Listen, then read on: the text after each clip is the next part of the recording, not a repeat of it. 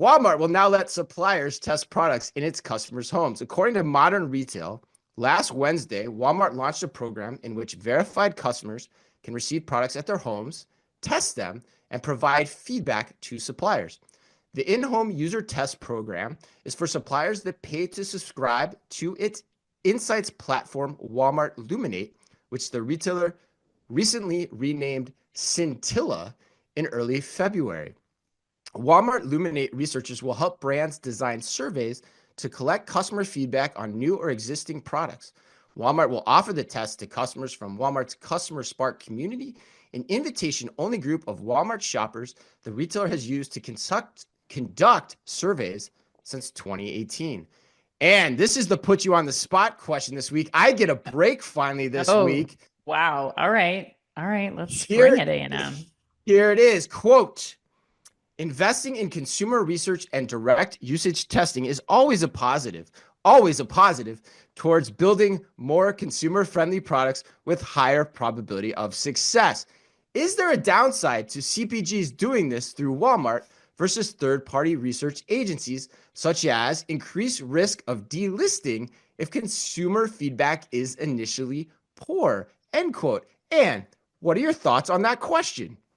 I think the only downside that I can think of here would be is if the product creators, the CPGs, the same thing we talk about with retail technology companies. If you're building your product for Walmart, which is hard not to do because it's a massive retailer. You're building it for America. Yeah. Yes. That's basically what you're saying. If you're not doing that, though, with the ability to consider like, okay, how do I then make sure that this product works in Target, works in Sprouts, works in all these other retailers? Like, you can't just focus on the Walmart represent or the Walmart feedback that you're getting from these. But I think you just said it, Chris. I think that this is good because number one, you have confirmed Walmart shoppers. This is not people from a focus groups. I've done plenty of focus groups in my day who say, yeah, I shopped at Walmart in the last 6 months, or I think I did, or I might, or whatever. I think there's still so much ambiguity in the consumer focus groups that I think this is somebody exactly is a confirmed Walmart shopper, will be potentially in a place to buy this product. And I think Walmart does do a better job of representing the core of the country. So if you're going to scale this beyond the coast, like Walmart's a great representation, and the CPGs and Walmart are going to get a ton of data from this. So I think it's a really good move. I think it just is important. Like, that's the data collection side of things. I still think it's important to have the art side of the merchandising here to really understand, okay, what's the data that we're getting from Walmart, from the majority of the country, and how do we delicately design that product to fit within those other retailers that are going to be in our portfolio. But you're the merchant here. So you've done plenty of these tests too. What do you think? Yeah, I mean, I think you're drinking the Kool-Aid a little bit on this one, Ann. I kind of tend to side with where I think the A&M Consumer and Retail Group was leading us with that question, which is why would the CPGs sign up for this? Like, I don't think, if I'm a CPG, I don't think I would. And I think, for me, this, I hate to say it, but this just, and fair play to Walmart for doing it, Ann. This just feels like a way to squeeze more incremental money out of your vendor community. Because if I'm a vendor, it's not hard. I mean, it's not hard to find Walmart shoppers. It's really not through third-party research firms. It's not. Well, I mean, maybe there's occasionally somebody that's lying, but for the most part, you can find somebody. And so like why? And so if that's the case, if I'm a CPG, why do I need Walmart to help me design tests for new products?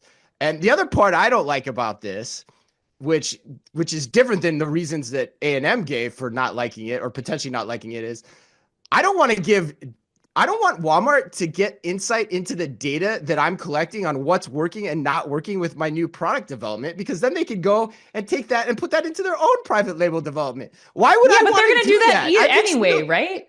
I mean, they're going to do that. they're not going to have your research data. They're not going to have your feedback on your products. No, they're just going to know what's selling and what's not at the end of the day off the shelf. And that might still spur them. But like if you're doing some new recycled packaging or some new thing, you know, in terms of some new like label claim around like the Ozempic craze or whatever, they're going to get insight into that more quickly than they would otherwise, and they can put that in their private label development. So maybe I'm missing something, but I don't know. The merchant hat in me is like, good job, Walmart. You can press them into, you know, spending more money with you. But at the end of the day, if I'm a CPG, I'm like treading really lightly here, and I'm putting the minimum expected commitment into this program with Walmart. That's what I think, yeah. Oh, but what see, do you, I think there's so much more opportunity too. Like I just, as a Walmart Plus member, like I think there's so many more opportunities to capture like that upper income demographic. And I think that there's more to knowing you have a Walmart shopper, especially in grocery, and understanding what their purchasing behaviors are, what else they like, what other flavor profiles they like. Like, I think there's a lot more data exchange that could be happening. And you're right. I'm sure there's some hook in there, just like with retail media. Like, you have to be part of this program and pay us more money if you're going to be like, I'm sure there's a lot of nuance in there, but part of the vendor summit. Yes. I don't know. I think it's worth exploring. I would like to see it. I guess it's something I want to follow and see if we start to see this pick up as, you know, with the rebrand of the name, who knows, maybe it'll take off. And what is it? Resilience or something there? Silience or something. Maybe Scintilla and Scintilla. Scintilla. How can I forget that? Remember it. Yeah. Oh my God. My bet, if I was a betting man, I would say we'll never hear about this headline again. That's what I think.